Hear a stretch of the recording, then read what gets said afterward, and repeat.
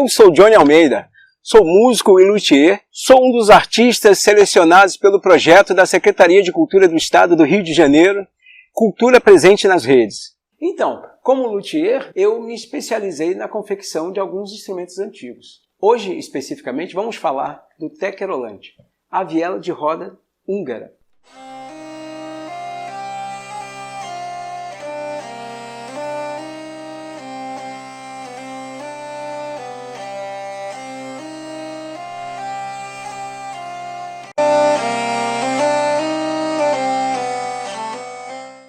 E o que quer dizer Tekerolante? Tekero quer dizer voltas e lante quer dizer alaúde. O alaúde que dá voltas. Por que isso? Falando de como funciona, vamos explicar por que se chama no húngaro o alaúde que dá voltas. Bem, essa manivela gira essa roda de madeira que vocês estão vendo e fricciona as cordas do instrumento. Posso até dizer para vocês que, apesar de ser um instrumento bem diferente do violino, do violoncelo e do contrabaixo, que ele é um instrumento que é lá um parente do violino, do cello e do baixo, e da viola clássica de arco. Porém, com essa roda, eu tenho o mesmo efeito que o arco faz nas cordas do violino, porém tem um som contínuo, um som ininterrupto. Então, me proporciona com isso esse pedal, que é uma coisa muito comum na música medieval, e a corda cantante, que no momento eu estou afastando da roda, mas se eu solto, eu tenho essa quarta justa, e à medida que eu vou pressionando as teclas,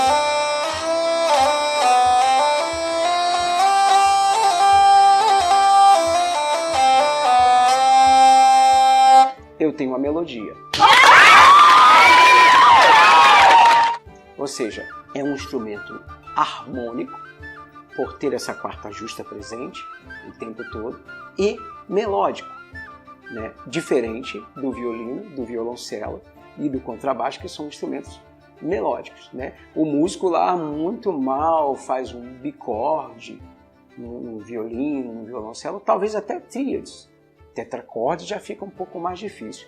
Mas na viela de roda, no Tekerolante, eu tenho um pedal aqui afinado em Dó, a corda cantante em Sol e uma outra corda base também em Sol. Claro, a afinação pode variar? Pode variar, de acordo com o que o músico queira. Porque as cordas são feitas de material orgânico, são feitas de tripa de carneiro. É o quê? Isso proporciona a essas cordas uma elasticidade que a corda de aço não tem. Então o músico pode ter uma variação de afinação muito extensa, diferente de alguns instrumentos com corda de aço. Mas o téquero, ele não obrigatoriamente tem 4 cordas. Existem tekerolantes, né, que possuem apenas 3, certo? Apenas uma corda cantante. Essa corda aqui é um sol mais grave que dá ao instrumento uma voz dupla. Ele canta a mesma nota uma oitava abaixo. Ele dobra o som dessa voz, dando até a ela um efeito de voz humana, que lá no vídeo de afinação eu vou mostrar com mais atenção para vocês. Mas vamos continuar falando da funcionalidade desse instrumento.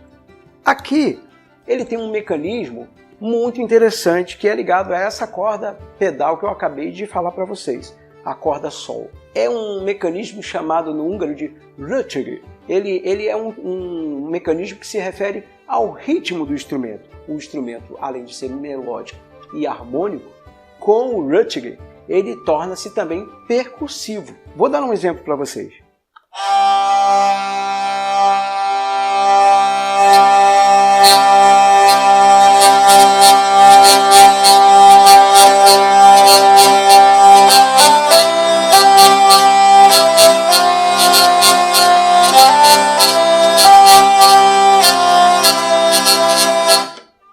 Percebeu?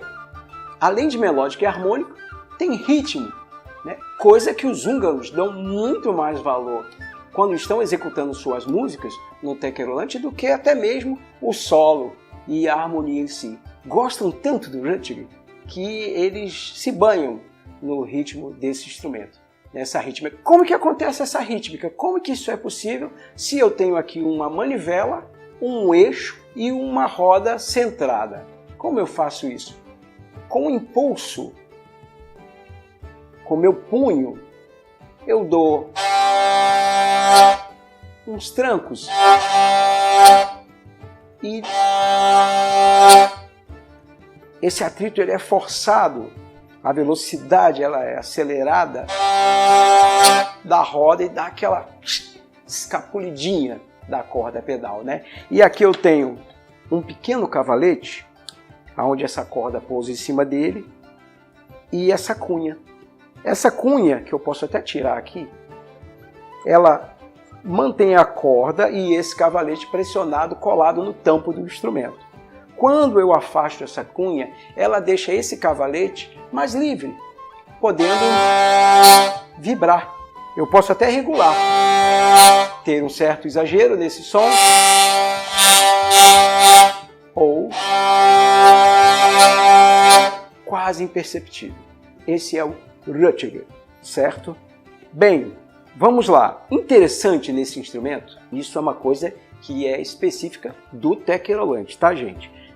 O cavalo, que é esse cavalete que vocês veem aqui, e o peão, eles formam uma parceria interessante. O cavalo é um cavalete, por onde a corda se guia, né? E o peão é uma microafinação. Acredita-se que na confecção do primeiro tequerolante, talvez o luthier tenha tirado de um tabuleiro de xadrez um cavalo e um peão e usou na confecção da sua primeira viela de roda húngara. Virou isso uma tradição e até hoje os luthiers húngaros, quando constroem seus tequerolantes, eles fazem o cavalo e o peão, não tiram de um tabuleiro de xadrez, fazem o cavalo e o peão. Alguns téqueros não possuem peão, porque é uma questão de escolha. Ele é uma ferramenta a mais? É uma ferramenta a mais no instrumento, um artifício muito bom. Por que que ele é uma microafinação? O peão tem um furo passante, um pouco acima da base dele, pouco menos de 1 centímetro da base dele, ele tem um furo passante por onde a corda corre livre, né? Então eu pressiono aqui na cravelha para mudar a afinação da corda. Vou deixar essa corda sozinha para que não haja nenhuma interrupção. Tá aqui. Esse peão corre livre, mas quando eu corro ele aqui, ó, ele pressiona a corda mais, além do que ela já está tensionada, e se vocês prestarem bastante atenção, a afinação muda. Então ele é uma microafinação. Além de ter possibilidade de afinar na cravelha, né, eu afino aqui minuciosamente com o peão. Ok? Então vamos lá. Vamos falar agora um pouco sobre as teclas do instrumento. As teclas do téquero, assim como as vielas de roda já mais modernas, quando eu falo mais modernas, eu estou excluindo aqui o organista, né? Mas da sinfonia, que é a segunda viela criada para cá, os luthiers perceberam que não deviam brigar contra a gravidade, que era o que acontecia no organista, né? No sistema funcional das teclas do organista, as teclas eram puxadas. O músico puxava, né, o mecanismo, as bandanas, né, ou bandeirinhas, encostavam na corda e ele soltava para ela descer. Depois os luthiers perceberam, poxa, nós estamos brigando contra a gravidade ao invés de usar ela ao nosso favor. E passaram a colocar as teclas para baixo da caixa de teclas e não aqui em cima. Antes era aqui em cima e era puxada. Não existe nenhum sistema de mola, elástico, nenhum tipo de artifício para que a tecla volte. Por isso, o músico, quando toca uma viela de roda, um tequerolante, ele tem que deixar um instrumento inclinado. Eu não posso tocar no técaro assim. Se eu nivelo ele, eu aperto a tecla, ela fica. Ela não vai voltar. Então eu preciso inclinar o instrumento para tocar e ela descer. Ok? Então, simples.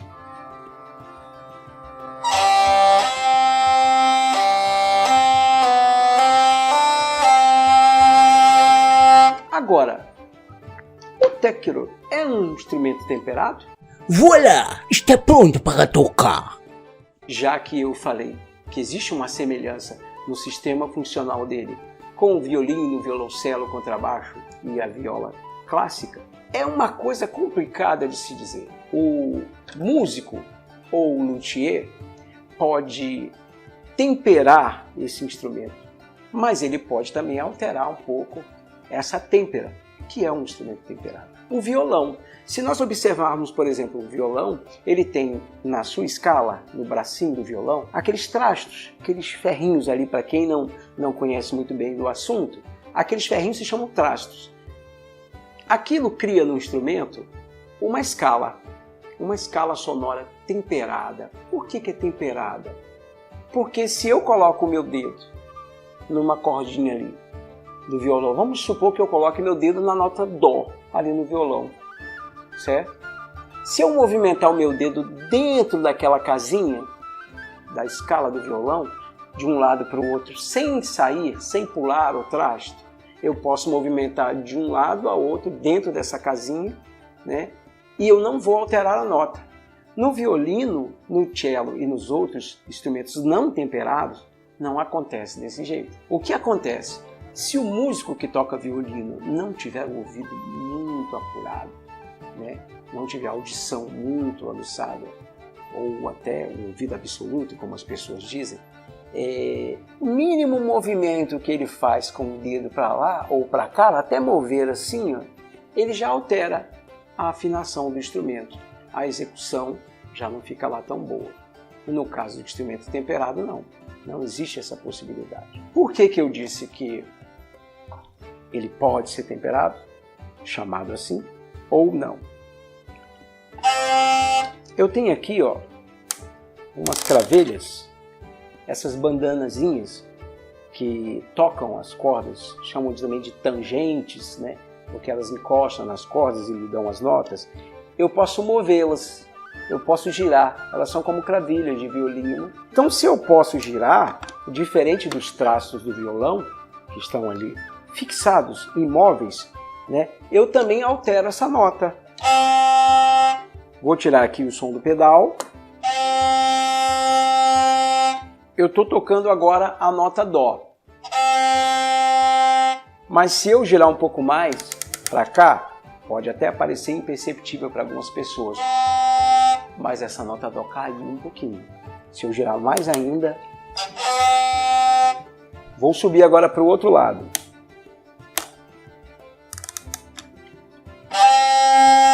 Subiu mais ainda, passou. Assim, só no ouvido, é possível perceber essa diferença? É possível perceber para quem está muito acostumado a escutar uma notinha afinadinha, certo? E por isso, para que não haja perigo de tocar uma nota que não está lá muito bem afinada, nós usamos um afinador. Hoje em dia é digital, né? E esse afinador, ele carrega no seu sistema um padrão que chamamos de afinação universal. Ou seja, para você entender disso legal, eu vou ter que falar como surgiu essa afinação universal. Um dia, físicos e músicos se reuniram a fim de criar um padrão de afinação. Por quê? Porque um luthier ou artífice, porque eu já vou falar até do sopro, o artífice que confeccionava uma flauta, né, de madeira, ele tinha um som que ele escolhia como sendo Dó. Ele dizia, esse sonzinho aqui é o Dó da minha flauta.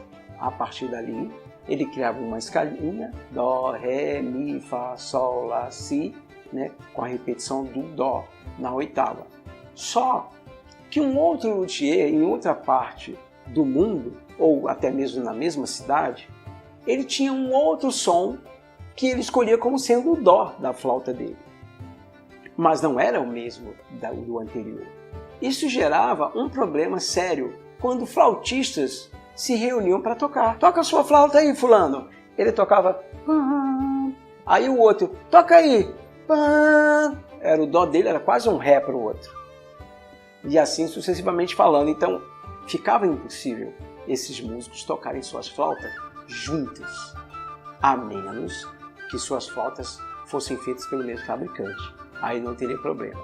Mas, como nem todo músico teria a sorte de tocar flautas do mesmo fabricante que o outro, discutiram e falaram, peraí, nós temos que criar um sistema.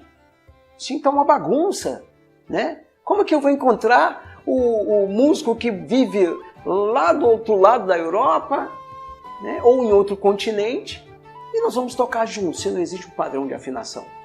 O que me espanta não é o fato de alguém ter essa brilhante ideia. O que me espanta é os outros aceitarem. Porque o mundo está cheio de ótimas ideias, de boas ideias. O difícil é você convencer as pessoas de que a sua ideia é boa. Mas aceitaram. Então reuniram-se físicos e músicos, escolheram uma nota do piano, nesse caso o Lá4 do piano, ou seja, quando você vai subindo numa escala lá, Dó, Ré, Mi, Fá, Sol, Lá, Si, Dó, Ré, Mi, Fá, Sol, Lá, Si, Dó. Você passou por várias oitavas? Então na quarta dessas oitavas do piano, eles pegaram o Lá e foram com seus aparelhos, até de certa forma comparado aos de hoje primitivos, mas muito eficientes, né? E mediram a frequência dessa nota. E eles perceberam que cada ciclo de vibração da nota Lá4 do piano, ele vibrava 440 vezes por segundo. 440 Hz. Né? E falaram, tá aí, vamos pegar essa nota aqui e essa nota vai ser o nosso ponto de partida. E aí eu vou falar de uma coisa que bem curiosa, muito legal, que pouca gente sabe. Os músicos mais antigos, mais experientes até sabem. Mas eu por várias vezes não tinha em minha mão um afinador para afinar o Lá 440 do meu violão ou de qualquer outro instrumento que eu tinha em mão. E eu sei, e pouca gente sabe, que o som de ocupado de um telefone, por exemplo, sabe aquele som? Aquele é o Lá 440. Então, por várias vezes, eu tive que usar desse artifício de ouvir esse sonzinho para afinar a corda Lá do meu instrumento. Muito legal essa dica, não é não? Legal! Bem louco! Então hoje, quando eu vou afinar a escala do técnico, eu uso um afinador digital. Existem também aplicativos de afinadores digitais muito usados. Porém, alguns têm uma sensibilidade tão excessiva que se você vai afinar o seu instrumento e um pássaro canta lá fora, te atrapalha. Eu já passei por esse problema. Então tem esse afinadorzinho aqui de garra, que é muito bom, ele tem uma garrinha aqui que tem um captador e ele capta a vibração aqui pelo estandarte. Você pode colocar na mão do seu violão ou na tampa da viela, em qualquer lugar do instrumento, na parte de madeira, que ele vai captar essa vibração. Alguns têm microfone. A vantagem de usar o captador com garra é que não vai haver interferência de sons externos, ok?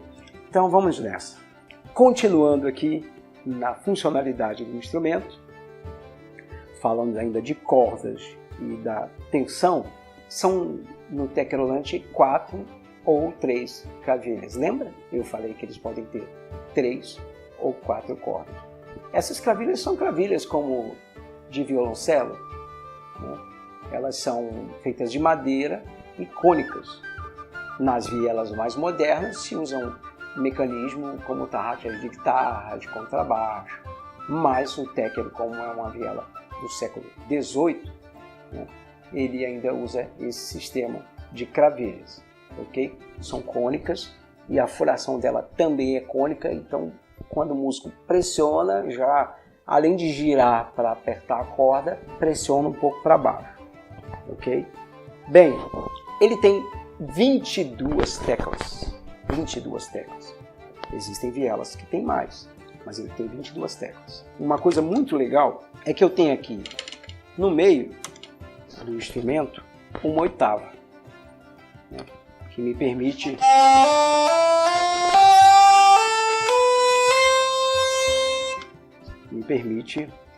fazer uma oitavinha aqui, mas abaixo desse Dó, que foi a primeira nota que eu toquei aqui, ele tem Si, Si bemol, Lá, Lá bemol, Sol, certo? Embaixo eu tenho as teclas que seriam as teclas brancas do piano. Em cima eu tenho as teclas pretas, ou seja, os sustenidos e bemóis, ok? Falando em relação do atrito, né, que é gerado da roda friccionando as cordas, se nós não usássemos aqui, como podem ver, algodão nas cordas, esse som seria um som um pouco irritante, né? Seria um som meio raspado, meio gritado. E aí, também esse atrito, se não fosse o uso do algodão na corda, essa corda sofreria um desgaste muito mais rápido, né? Então, o uso do algodão na corda da viela de roda, isso em geral, tá, gente? Ele proporciona não só um som mais gostoso, mais limpo, como também ele protege a corda, fazendo com que ela dure muito mais. Imagina, a madeira o tempo todo ali, por mais que fosse lisinha, lixadinha, roçando na corda, né, desgastaria com muito mais facilidade. E o algodão, então, ele cria essa camada protetora, né, protege a corda desse atrito excessivo e proporciona uma sonoridade muito boa. Como que eu coloco esse algodão? Eu tenho que puxar fibras finas desse algodão na minha mão, né, e colocar a pontinha dessas fibras aqui entre a corda e a roda e girar. Automaticamente esse algodão ele vai enrolando. Depois eu pressiono assim, né, com o dedo polegar, sem deixar o dedo encostar na roda. Por que o dedo não pode encostar na roda? Pelo mesmo motivo que você nunca deve tocar com o dedo no arco de um violino ou de um cello. Porque no arco do violino é passado um breu, geralmente um breu em pedra. O breu é uma resina que quando você fricciona o arco nessa pedra, ela começa a se desgastar, liberando um pozinho que fica impregnado nas cerdas, né, da crina do cavalo, que é feita ali o arco do violino, e elas vão ficando ali impregnadas, elas vão grudando, aquele pozinho vai grudando e gera uma aderência, ele dá uma aderência a essas cerdas, que quando é passada em cima da corda, você tira o som. No caso da roda aqui, não é diferente. Alguns músicos utilizam a pedra. Porém, a pedra, ela deixa um excesso de breu muito grande. Aí te obriga a, depois que passa o breu em pedra, usar uma gilete, encostar uma gilete de leve na roda e tirar esse excesso. E ainda assim, para mim, o som não é satisfatório usando a pedra. Então, eu uso o breu líquido. É um breu líquido que eu mesmo faço. Ou seja, para um vidrinho de acetona daquele, eu vou pegar meia pedra de breu, usado para cello ou para violino. É bom que seja do mais claro, porque o atrito dele é menor, a aderência dele é um pouquinho mais suave, né?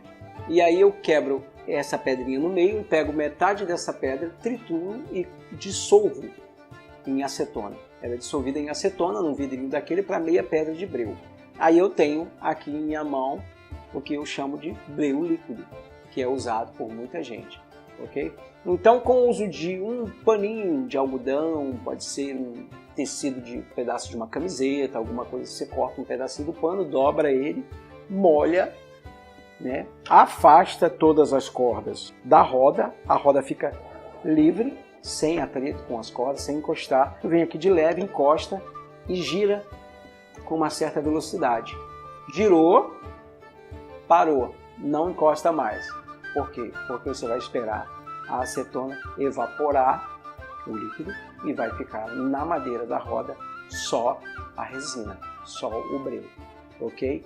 Ainda assim, ele fica com um certo excesso de aderência. E aí o que se faz? Aí você pega um outro pedacinho desse mesmo tecido de algodão que você usou, dessa malha, dobra, pura, sem o breu, e vai apertar com o dedo em cima da roda e girar com bastante velocidade. Ela vai tirar qualquer excesso que tenha e, ao mesmo tempo, quando você gira com velocidade, você aquece, fazendo com que o breu se espalhe uniformemente pela roda. Aí você vai ter um som satisfatório, eu acredito.